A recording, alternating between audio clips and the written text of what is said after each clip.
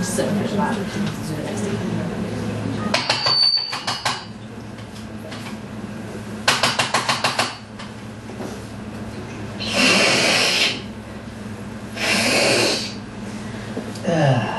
Cooking, a man's best friend. Oh, Beryl. Michael's ready for his vocal exercises.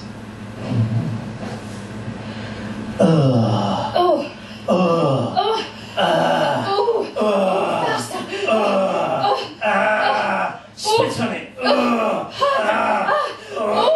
Use your other hand. Spank it. Beryl.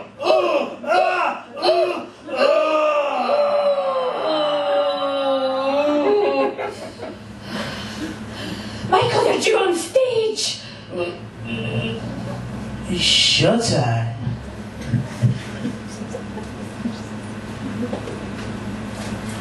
Well, good evening, folks, and a very warm welcome along to the Farcical show. Thank you very much. It is wonderful to see so many of you here in our OK TV studio audience this evening. Now, Mr. Farcical, or Uncle Mike, as he likes me to call him, is currently backstage, going through some of his vocal exercises and clearing his sinuses. But he will be ready to join us in just a minute or two. Now, like a lot of hugely talented celebrities, Uncle Mike actually has quite a fragile ego. Thank you, folks. And he's really going to need to feel all the love in the room possible to bring him onto the stage this evening. So on the count of 3, I'm going to ask us to practice whooping, cheering and hollering. 1, 2, 3.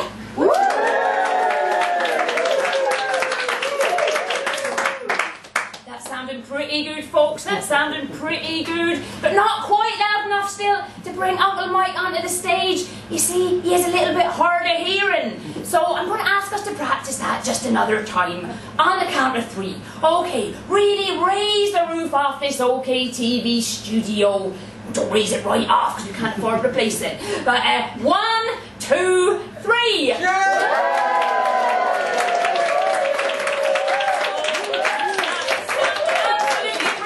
That sounds absolutely brilliant. And, oh, hold on.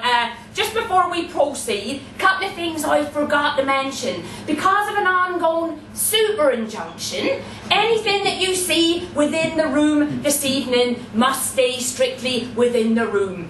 And point number 2, notice from the legal department, any resemblance that characters you might see this evening might bear a person's living or dead is purely coincidental. Okay, so without further ado, ladies and gentlemen, go absolutely wild and crazy and please welcome to the stage the unique, the divine, the amazing, the massively talented Mr. Michael Farcical!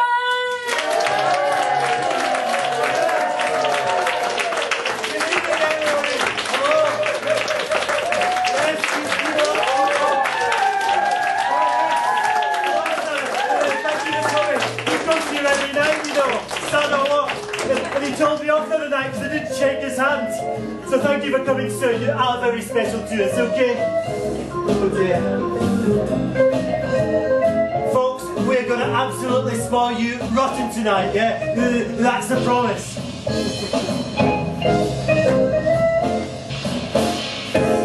Okay, good evening everybody, and welcome along to another Michael Farcical show.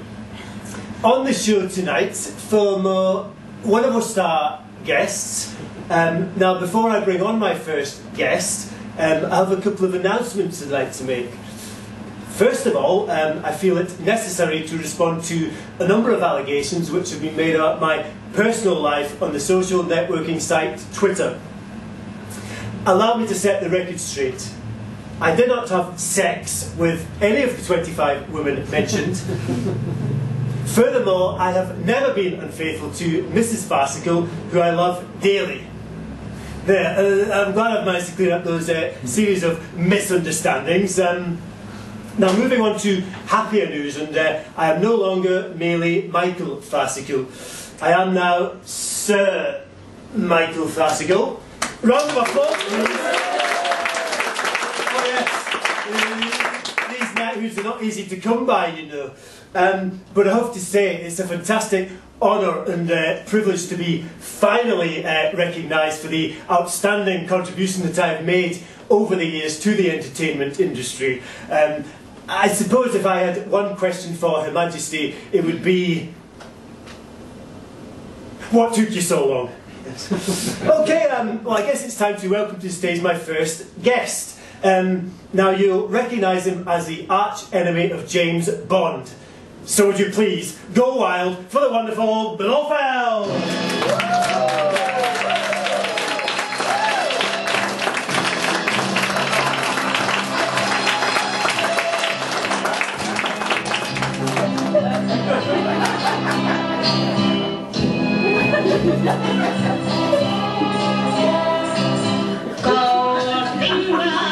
Okay, Mr. Blofeld, that's enough. If you don't mind. So, Ernest Stavros Blofeld. Now, our audience may recognise you as the nasty, evil villain in the James Bond films, but there's a lot more about you that they won't know. Now, my team of researchers have cobbled together a list of interesting facts about yourself, and with your permission, I'd like to read them out. So, engineering genius, multi-billionaire, crime world supervillain, shark and piranha owner, fluent in 32 languages, including Dundonian and Doric, Blue Peter Gold badge winner, not many of them, champion Persian cat breeder, Playgirl centerfold, accused of over 500 murders, convicted of none, limbo dancing world champion 1976, Guinness record holder for the world's baldest head, born Poland. Manchester? I'm sorry? I wasn't born in Poland, Michael. I was born in Moss Side, Manchester! It's Sir Michael. You mean none of this is true? Oh no, it's all true, apart from the Poland bit. I bet your researcher got that off Wikipedia, didn't they? Won't trust anything you read on there, mate, no. Right, I'll have that researcher taken out and shot. Fantastic idea! I was just going to suggest that. In fact, get one of my boys to do the job just now. Odd job, Jaws! No. Oi! No, please, Mr. Blofeld. It was just a figure of speech. Sure, mate. Oh, yes. It's no bother. Honestly. Suit yourself. Alright, boys. Panic's over. Yes, so, Manchester, please continue. Oh, yeah. Manchester born and bred, me. And folks, don't let my exotic name fool you either. I was named after my mum's three favourite lodgers. Ernst, Stavros and Blofeld. She said there was nothing she liked better than the three of them together, or even one after the other. Yes, quite. And what did your father think of all that? Well, I never really had a dad, but my mum had lots of lodgers, and one night only rate was very, very, very popular.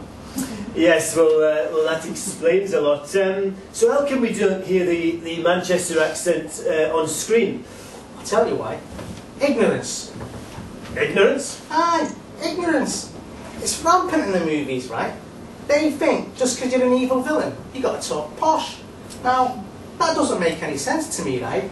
Because all the posh people I know are like merchant bankers, ex-News of the World directors, Peter Mandelson, conservative politicians. Now, none of them are exactly evil, villainous or criminal, are they? Mind you, talking of posh, even JB needed a bit of work. JB? Yeah, James Bond, you bonehead. James Bond, JB, Jim, Jimmy, Ochai the new Jimmy, Slim Jim, and ladies, 007.5 inches. Whatever you want to call him. You even had to make him talk more posher like. Yes, well that's understandable. You could hardly have a suave, debonair super spy with a broad Fountain Bridge accent now, could you? Morningside perhaps, but not Fountain Bridge. Oh, yeah, I suppose so. But I'll tell you what, didn't have to get Jimbo the birds, right? I'll be sat there trying to chat up a bird for hours, not even a sniff. Jimbo walks in, 2 minutes says, sexy Scottish accent. It's fine, I'm not going to be That's okay, we'll edit out that dreadful Scottish accent later. Yes, so please continue. James and the birds, James would get the birds right, but I'd have the last laugh. Well, you know Jimbo, being Scottish, can't keep off the ale. Vodka martinis, mad for it, mad for it, mad for it, mad for it, all night. Unfortunately, come the end of the night, it's too far gone to leave the ladies shaken or stirred. You know what I mean? Yes. So James Bond is not the stud that we all think he is then. It sounds like you know James quite well. Oh yeah. Don't believe all that aggro in the movies. No, that's just for show. Off screen, the best of mates. To be honest, I think I'm the only mate he's got. I remember the one time Jimbo got married. Straight away realised he'd made the big mistake. In his hour of need, he turned to me and he asked me to take care of his wife. What? James Bond asked you to murder his wife? Yeah, well, he couldn't do it himself. Not when he's working on Her Majesty's Secret Service. They'd ask all sorts of awkward questions. Nah, better off if I did it. And anyway, I think murder is too strong a term for it. Imagine you're married a violent, misogynistic killer, right? Got chronic alcohol and erectile problems. She'd have been miserable. I like to think of it less of a murder and more of a mercy killing. You know. Yes, well, that is absolutely shocking, and it's information like that combined with my incisive interview technique that makes us OK Television's highest rated show. And I believe you have some more bombshell news for us. Yeah, Michael, I'm announcing the retirement of myself from the job of supervillain. Why are you retiring? Well, over the years, you know, I've done my best to create world chaos along with all my pals, various despots, Communist Party, Nixon, George W. They've all gone, so I think it's time for me to go too, you know, hand over to a younger generation. And another thing, ever since that Austin Powers and Dr. Evil, no one takes me seriously anymore. All I ever hear is $1 million. I mean, do I even look like him? Excuse me, do I look like him? Fantastic Constantine. Yes. Nice lady. I like her. Yes. Not like the one last night who you had a bit of a set to. Yes, so the world can rest easy, I suppose. Oh no. Oh no. Oh no.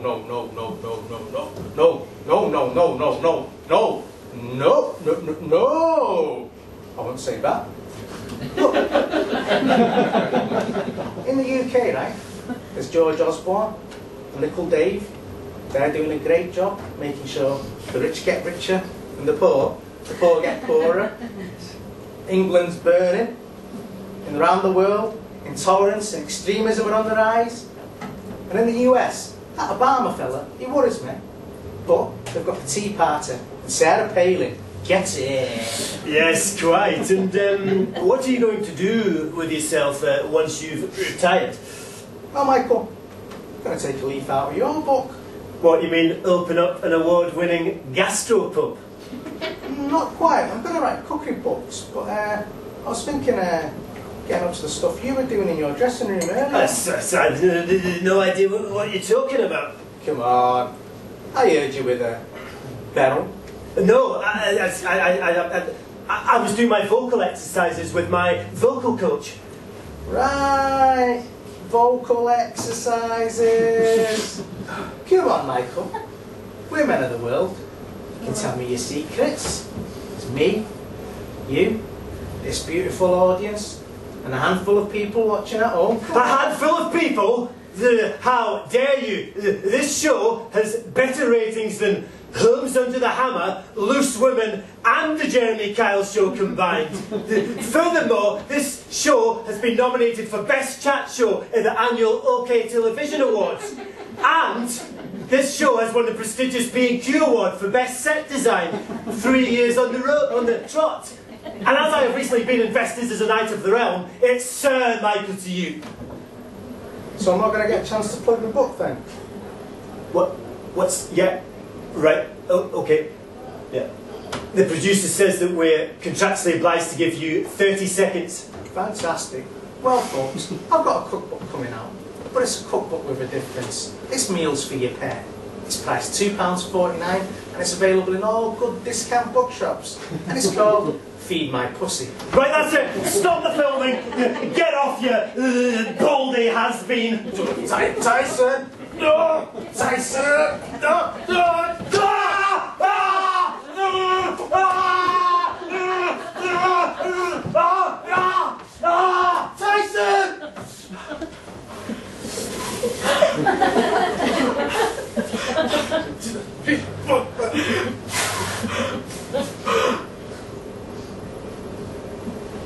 He's dead. Aww. I'm holding you responsible for this. And you're going to be hearing from my boys. Our job, yours. Now I've got a job for you.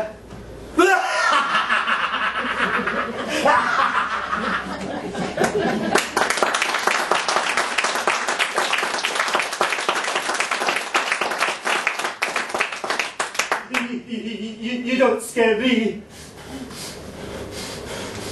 Working with a bunch of fucking amateurs here. I want that last bit edited out of VT before broadcast. Oh, and I want soundproofing installed in my dressing room. Oh, can you remind the guests that it's Sir Michael? I'm fed up with all this Michael crap. I want proper respect. Oh, and I want that researcher sacked. I don't care about the fucking unions. I'm off to my dressing room to freshen up. Yeah, love. Yeah. I know. Yeah, it's going to be midnight tonight, yeah. He's throwing another strop, yeah. Yeah, it's terrible. Worse than Amy. Yeah. I know. Are the kids in bed? They are. Great. Tell them Daddy loves them. Yeah. Yeah, I'll read them a story tomorrow. Yeah. And how's your day, love? Was it good? Yeah. What did you have? Lovely. Yeah. So what's for tea? Yeah. Yeah. No, don't worry, love. No, I don't think anyone suspects. Oh shit. Oh, Mr. Farcical. I'm just coming to do your makeup and touch you up. It's Sir Michael, you cretin. Oh, and you can cut the compact. I heard you on the phone to your wife. I'm sorry, Sir Michael. Don't tell the producers. If they find out I'm straight, they'll sack me. I've got a wife and kids to support. Makeup's all I know. It's my life. It's what I was born to do. Backstage, they don't care who I sleep with. It's the producers upstairs. They haven't got the imagination to believe that a straight man can do this job. Save me the sob story. I don't care how you get your end away. Now, if you want me to keep your little secret, you're going to have to do me a favour. Now, I know you artists like a little something recreational after work. Snow, Charlie, Peruvian matching powder. I think you know what I'm talking about. I've no idea. Cocaine, for fuck's sake. My God, you're monogamous and you don't do drugs. Why the hell did you get into show business? Anyway, you better cook me up some stuff before the next ad break. Oh, and spread the word around that it's vocal exercises I've been doing backstage and nothing else. Do you understand? Yes, sir, mate. Good, now fuck off and you back on stage. And we're live in 5, 4, 3, 2, 1.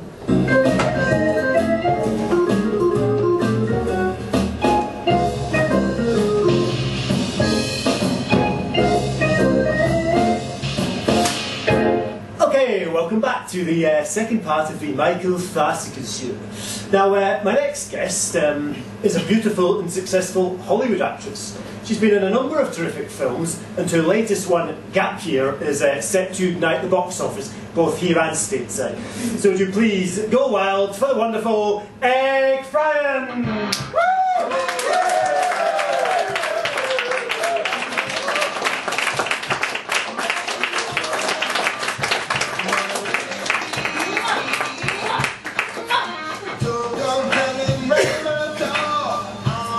Oh dear, Egg, it's... Oh, can I just clear something up right away? My name is Meg Tryan, not Egg Fryan. I think that's like... What kind of research team do you have here? That's something you guys have for breakfast, right? I thought since I was like the biggest star you've ever had on the show, like ever, you might at least be able to get my name right. Yes, sorry about that, Meg. Thank you. I think my research team must have been half asleep this week. I just thought, like the rest of the world, you'd know who I was anyway. Yes, well, in addition to that, yes, I must have been distracted by that awful last guest who was on the show. Oh my god, like, who was he? Like, I couldn't understand anything he was saying. Like, is he British? Yes. What language was he speaking? Yes, he's British. He's from Mosside. Mudslide? Is that a city? No. Mosside. It's a part of Manchester. Manchester, in London, right? Well, like, oh my god, he's really weird. Is he some sort of method actor or something? He's clearly no Bobby De Niro. Yes, well, I've always wondered about the mentality of you actors and why you'd want to spend your lives pretending to be other people. Well, why would you want to spend your life being you? I'm very happy in my own skin. I love being a family man and revel in being the greatest chat show host this country has ever produced. Hello? This is meant to be about me, you know? Oh, yes, of course. Now, you look beautiful. Thank you. There's been some speculation in the press recently that you went under the knife. Yes, Excuse me? in fact, one critic said that your face had had more work done to it than the Edinburgh trams. Yes, and apparently about as similar amount of lines as well, I think. Excuse me? Don't touch me. Rupert's wife took care of that journalist, incidentally. Why are we even talking about this? Do I look as though I've had surgery? No. Thank you. Of course not. But there must be pressure in Hollywood to look young. Well, yeah, of course. That's where your show's never been a big hit in the States. Yes, yes. Well, you Americans don't tend to appreciate the subtleties of the British humour or the talents of the more distinguished stars. More like extinguished stars. Look, can we just talk about the movie? That's what I'm here for. Okay, would you like to tell us what the film is about? Yeah, okay, so my movie is about this girl who takes a gap year a little bit later in her life. Okay, and there's a romantic plot also. Yeah. Would you like to explain the complexities of that for us? Well, I can explain the movie for you, since you clearly haven't even bothered watching it. Oh my god, my nail just came off. I can't believe that. Their makeup department is so bad, they use something like blue tack to put it on. It's not the makeup department's fault, sweetheart. It's such a half-ass show. Anyway, my movie. Yeah, so it's about this girl who takes that gap year. Oh my god, another I can't believe this. It's like trying to humiliate me or something. Don't worry, I've got a great therapist. That's okay. Anyway, so my character is this normal girl who lives in New York City, and she has a normal job. But like one day, she kind of realizes, like a lot of us do in life, that like there's something missing inside. So she decides to like take a gap year, and she decides to go traveling around the world. And she has a couple of romantic encounters, but it's as much an inner journey as it is like an outer journey. And eventually, Oh my God, are you asleep? So, right, the big Taco Bell. If you're not going to listen to me discuss like the most important movie ever made, I will watch the show. I will just watch up. I'm serious. Yes, please, mate. No, I do a senior moment to think. No, please continue. Wonderful film. This is just such a bad experience. Okay, so anyway, yeah. So my character, like, are you listening? Yes, of course, yes. So my character ends up like in Africa when she sees all like the poverty there.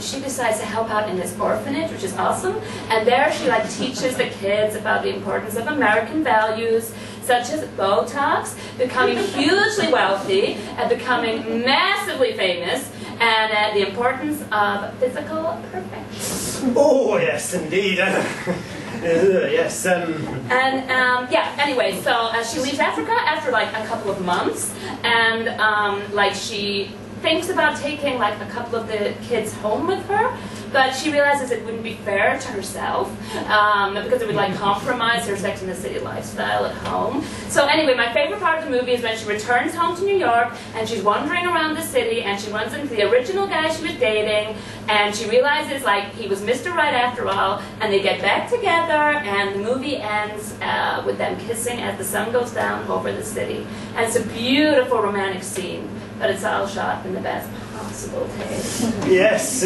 quite. And now the film has had both praise and criticism. Well, criticism? Hold on a second. Whilst critics agreed that the film addressed important issues, Yeah. others felt that the film was both condescending and cliche-ridden. Someone said that about my movie? That's so not true. Like, it was such an important movie to make, and we really wanted to get the message out there that anyone can live the American dream, no matter who they are or where they're from. And even more importantly, we wanted to get the message out there that rich people, the most important people in the world, and where would you guys be without us, right? Quite. And I believe you did some filming in Wales. Wales? Why would we film in England? The film was shot on location in Africa, dummy. Oh yes, of course. And how was that? Unbelievable. I learned so much about myself whilst I was there. And like a little bit about the country and the people as well. Right, and such as...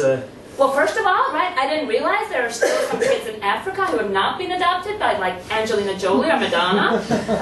So that was unbelievable. So there are still some kids in orphanages there, which sucks. But I think just like having a Hollywood actress in their village for 2 months like made their lives so much richer. Yes, but you must have found the poverty quite overwhelming. Yeah. Did you find it harrowing? Yeah, it was tough to see. I mean, it was a really tough experience, actually, overall, as you can imagine. But let me just tell you how tough it was, okay? When I arrived at the hotel I was staying in, there was, like, no porters to carry my cases up to my room. So I had to carry them up there myself in searing 102 degrees Fahrenheit heat, okay? So that was tough, but it got a lot worse, okay? Like, later on that day, I realized there was no spa, no sauna, no masseuse, no pedicurist, no manicurist, just like here, and no swimming pool in the hotel. Well, hold on a second there, Meg. So Even hard. you must appreciate that there are severe water shortages in large parts of Africa. Do you know what? I don't care if they have to get every single person over from the local town or village to the hotel complex to dig out a swimming pool, and if they have to fill it with the last drops of water from the village well.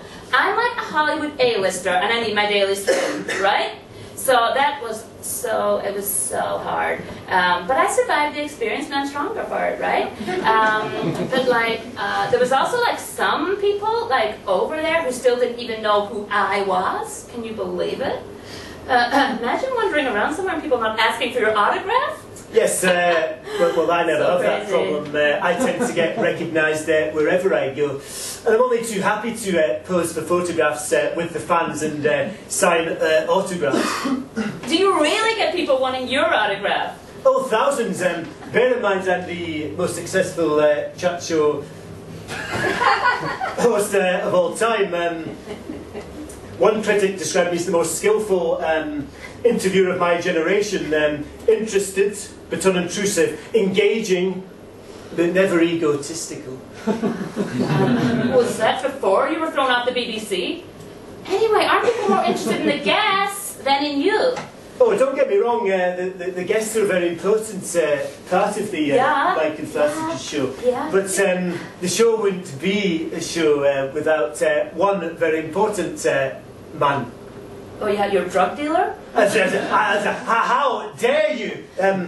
My fans know that I would never touch drugs. I only ever indulge in the occasional sherbet, occasional sherry. What was all that stuff going on backstage then? I was inhaling Vicks to clean my sinuses. Whatever. Moving swiftly on, and Meg's film is out for release on Friday. Come see it, guys. It's awesome. Whilst the film is, in the words of one critic, so shallow that you could paddle in it without wetting your ankles. Paddling back, motherfucker! Get Michael a towel, get Michael a towel. Give me makeup! Right, have you got my stuff? Right, now fuck off! Dickhead.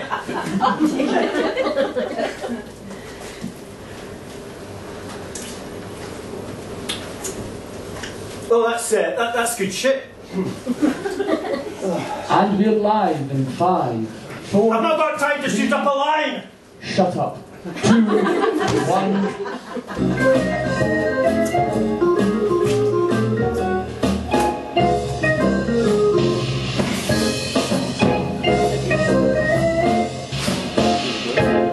Okay, welcome back. Now my next guest was supposed to be Lady Gugu. But unfortunately she couldn't make it as she's trapped in one of her dresses. But to say that we've got an adequate replacement is understatement of the year. Now you'll know this chap's poetry from reading the Financial Times. You'll also know his poetry from the last time you were on a number 73 London bus. And you definitely will have read his poetry the last time you read from the Institute of Chartered Accountants for Scotland magazine. So would you please give it up for the wonderful Simon Maclaren!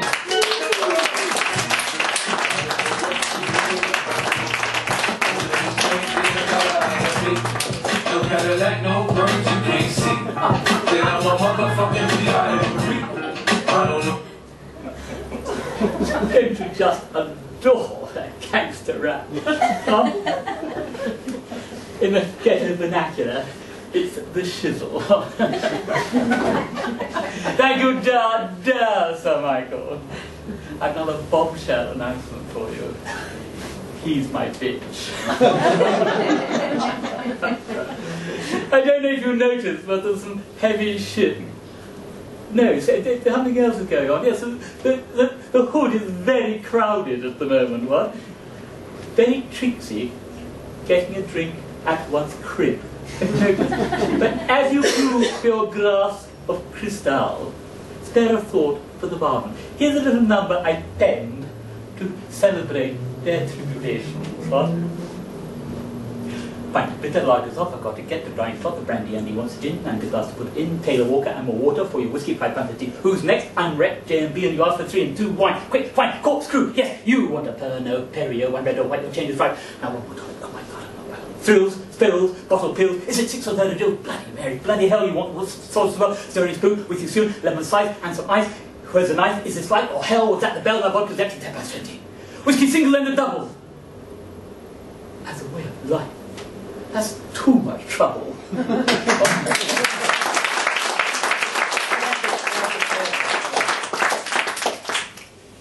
As a world-famous poet, one is always being asked where one gets one's inspiration from. And truth to tell, it can be anything from Kylie's bottom what to a BBC website. Here's a little number I penned celebrating this. Interesting article on the BBC website. 2 professors discussing which came first, thoughts or actions. From nowhere came to my mind the time I found my hand inside her blouse, and I could not remember deciding to put it down.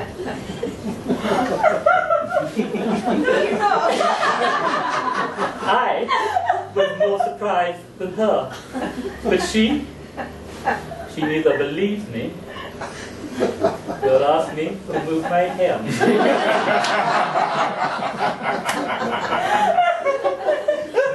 Put that in your thesis, Professor.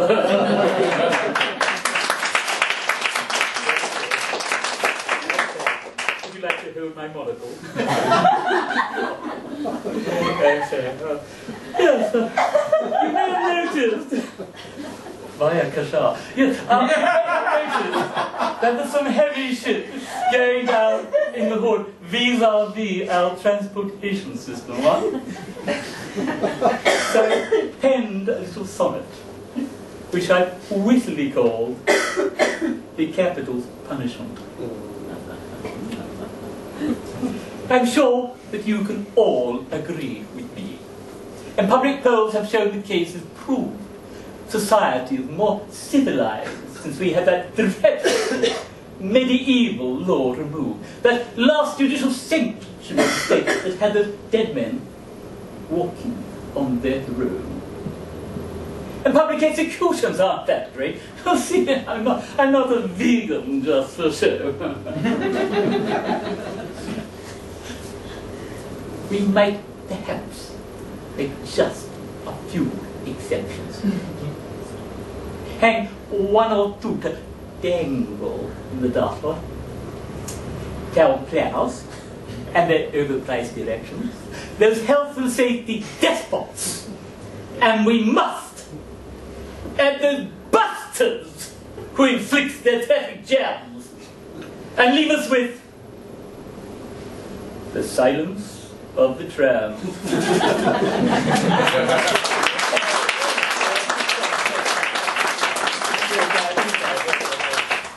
And I couldn't leave without mentioning that mofo, Rupert, huh?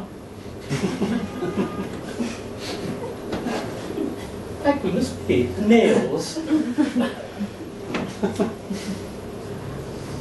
Rupert, yes, I remember Rupert. See me there. My name is Rupert Murdoch, the most important man on earth. Why wouldn't you give me B-Sky B at less than half its worth? I've just sacked 200 millions. That bit was rather fun. It just starts the planning for the launch of Sunday Sun. But I couldn't sack dear Rebecca, who everybody blames. Now I need another bullet catcher to save my darling James. My name is Rupert Murdoch, and I'm working very hard, fighting for injustices and corrupting Scotland Yard. I don't believe in privacy.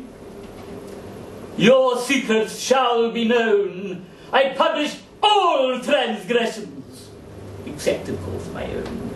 My name is Rupert Murdoch, and you ain't seen nothing yet. You think that resignation will just stop with the net? I'm in favour of good causes. I fail in their good light. And I only check all widows' phones to see if they're all right. My name is Rupert Murdoch. I'm the ruler of the world.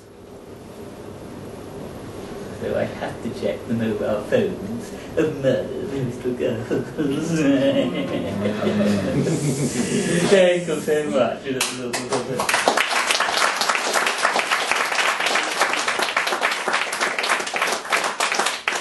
I do something now. What do I do? Just a moment. See, do I do? Let me check my script. Where's my bling? Should have checked this before. I say, leave stage. It appears my dismissal here is done. What? But do keep it real, and do chill. Hey, what? Well, off to my crib. Bye, Ashraf. Wonderful. Stand in the crowd.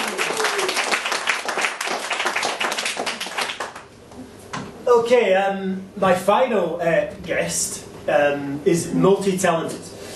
He's an actor, musician, and stand-up comedian. Is he the funniest man on the planet? You bet your bottom dollar he is. So would you please give it up for the wonderful Other Bacon!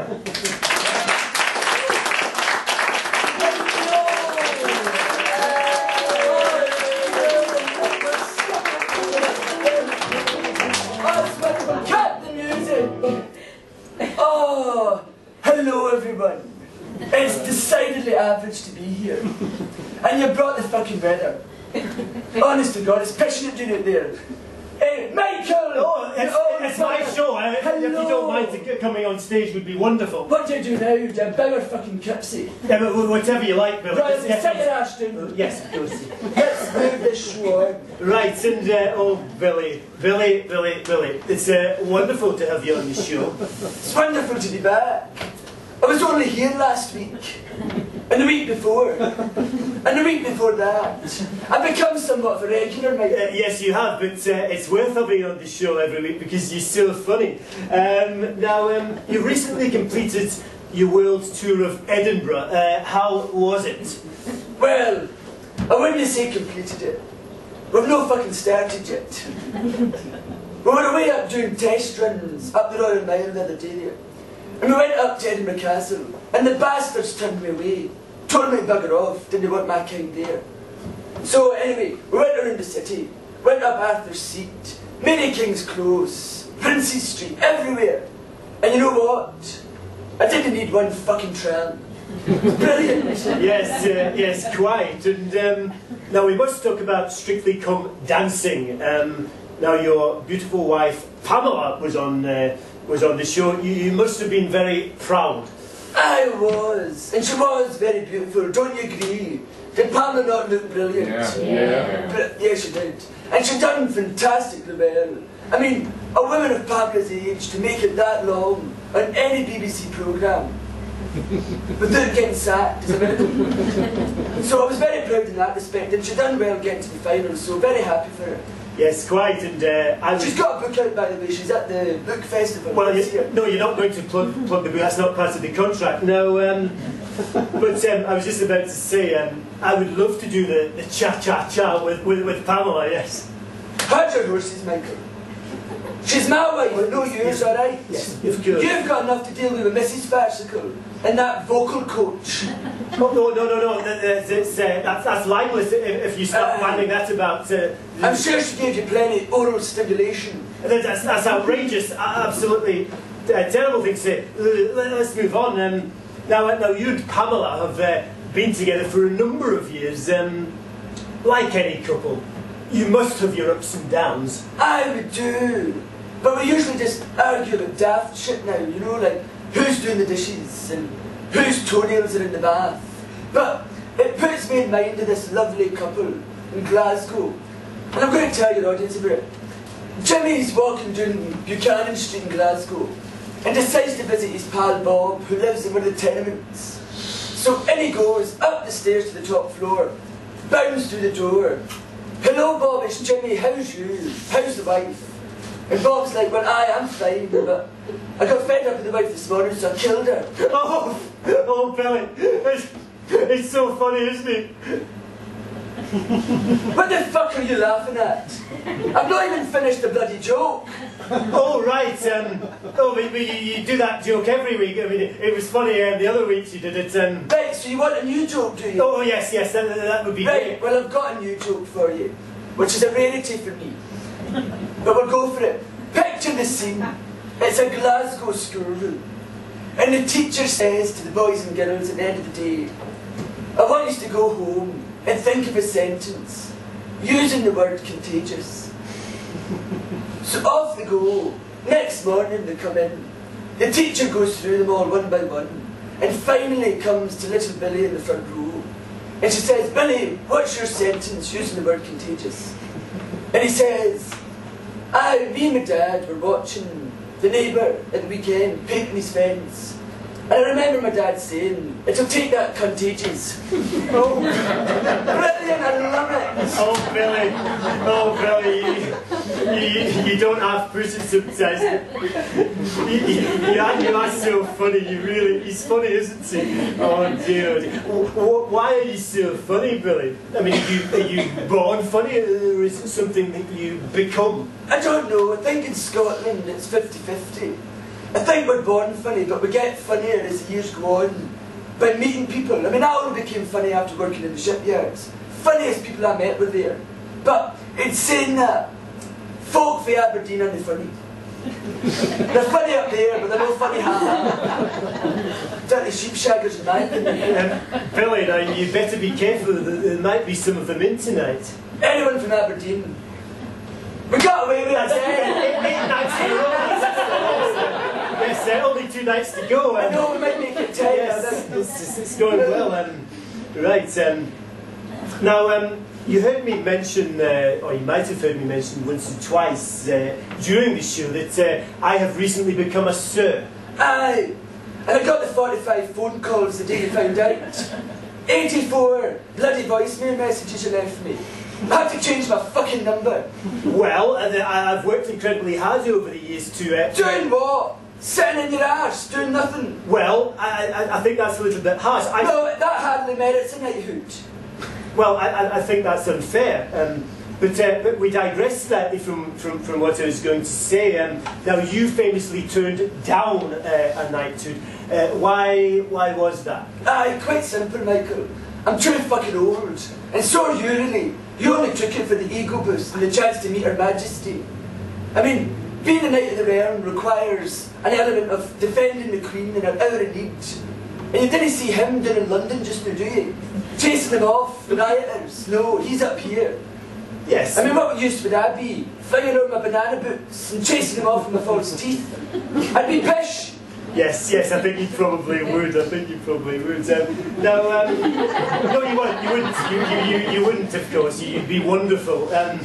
Yes, now, you touched on your age a moment ago and your advanced years. How do you find the energy to do the touring to your age? Well, it does get harder, Michael, as we get older. But Pamela keeps me fit. You know, she's a sex therapist. So she often uses me as a test subject, you know. That gives me all the exercise I need. So that keeps the fitness levels going. But there is one other thing that guarantees a tour. And that's when us guys, when we reach a certain age, you know, and we get the yellow slip through the post. The one from the doctor, where he takes this overwhelming urge to stick his finger up your jacksie. I'm at the fucking tourist. World tour guaranteed. Oh dear, I know exactly what you're talking about. Now, was that Beryl's finger or the doctor's? You leave her out of it. Now, it's strange to think, isn't it, Billy, that it's almost 40 years to the day when you first appeared on the Michael Farcical show. Fucking hell, how old am I? Yes. You've not even paid me yet. Yes, very true. Now, it's strange also to think that if you hadn't been on my show all those years ago, you might not be where you are today. Hold your horses, Michael. Are you telling me that I was the famous until I came on your show? Pish! I was well known all over the place. I was touring the country in my band, the Humble Bums. Do you remember them? We were pretty good. #1 twice in the charts, you know. Well, let's just examine that a little bit further, shall we? You may have been well known in Scotland with your musical band, but you were not well known across the UK. I was well known all over the fucking place. London, Birmingham, Manchester, Ireland, Scotland, Glasgow, Edinburgh, Aberdeen. I was everywhere. I was on stage perfecting my act, even when Rafferty was off getting pished. Well, like I say, you might have been well known locally, but I think being on my show and the exposure to 20 million viewers every week helped launch your career. You only get 20 million viewers because they think it's your televised funeral. I think that's a little bit unfair. But look, Billy, you're being incredibly sensitive here. I'm not being fucking sensitive. Well, I think that just proves my point. Shut Yes. the fuck up, honest to God.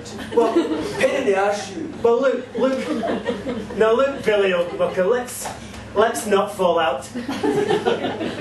Let's not fall out. We are best pals, after all. Only on the fucking camera. And he doesn't mean that. I do. Look, let's talk about anything else. I don't know. I know. Yes.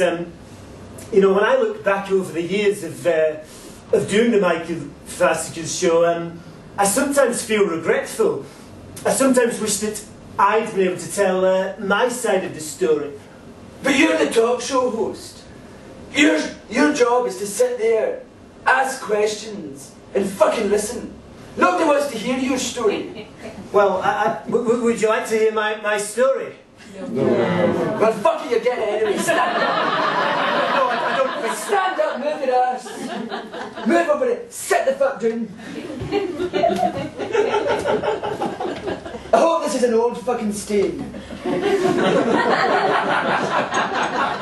Oh, it's still wet. Oh no. Anyway, good evening, ladies and gentlemen, and welcome along to the No, that's your show. Welcome along to the other big OBE show. We're joined by this old bugger, Michael Farcical. Sir Michael Farcical. Tell us, how are you? Oh, very well, thank you. Good, and tell us all, what did you want to do when you were growing up? Oh, well, I always wanted to be a cricketer. Cricket? No much of a career in that, is there? Well, I think that's a little bit harsh. Right, well, tell us a funny story about cricket. Oh, yes, there was this... Oh, shut the fuck up, there's nothing funny about cricket. Anyway, ladies and gentlemen, look at the time. Your guests tonight have been Blofeld, that blonde American bitch, the perverted rapper, and me, the other biggin. We'll be joined again next week by Rupert Murdoch, Lady Goo-Goo, she gets out the dress, and me again, probably. See you then, cheerio and bye-bye. No. Bye-bye. No. Bye-bye.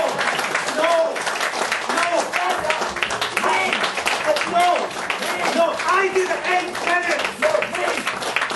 No, you embarrassing, you humiliating me! No! I love it. No! Thanks a lot. I'll make sure you never work.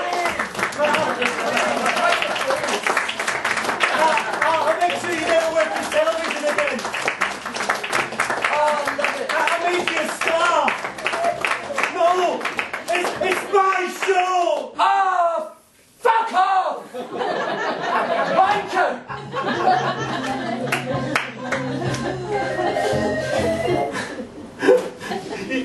He's ruined me. I'm the king of chat. You guys still love me, don't you? Yeah.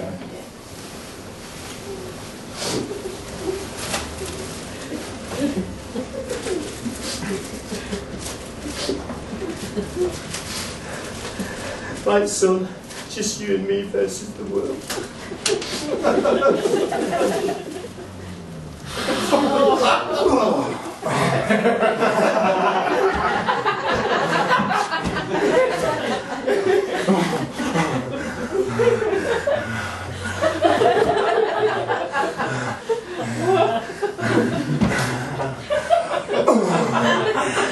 Well, Michael's ready for some more vocal exercises.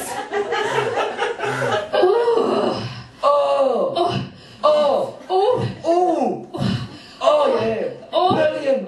Brilliant. Great. Get in job. I will. Slap it hard. Right, turn around now. Exotic. Beryl. Oh my lord. Fucking hell.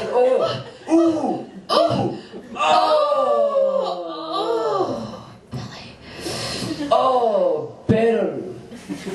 That was fucking brilliant. So, that's why they call you Big Yin. Bastard.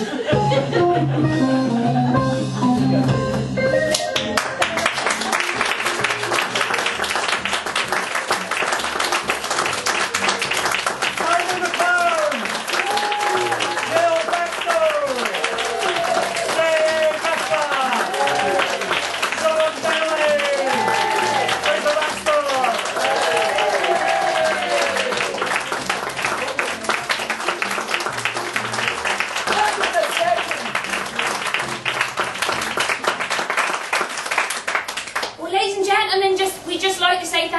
much for joining us in our OK Studio audience this evening. It was a real pleasure to have you with us here.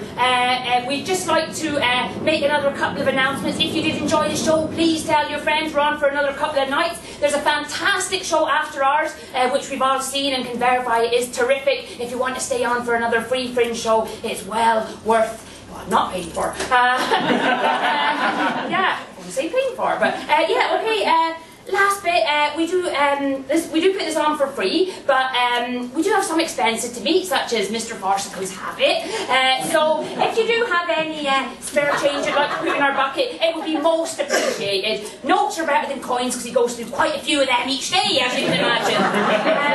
And a final thank you to our fantastic director, who's been absolutely brilliant, Mr. Erick Rainey.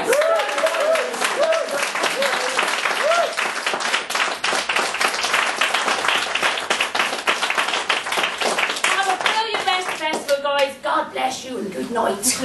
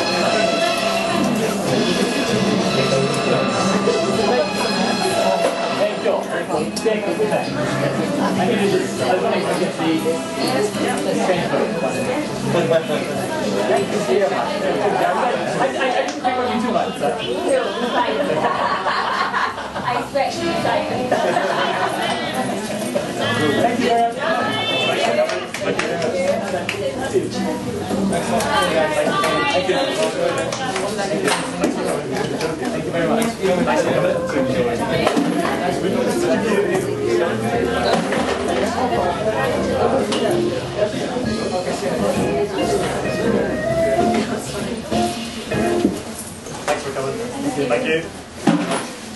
Well done. Thanks for coming. Thanks. Thanks.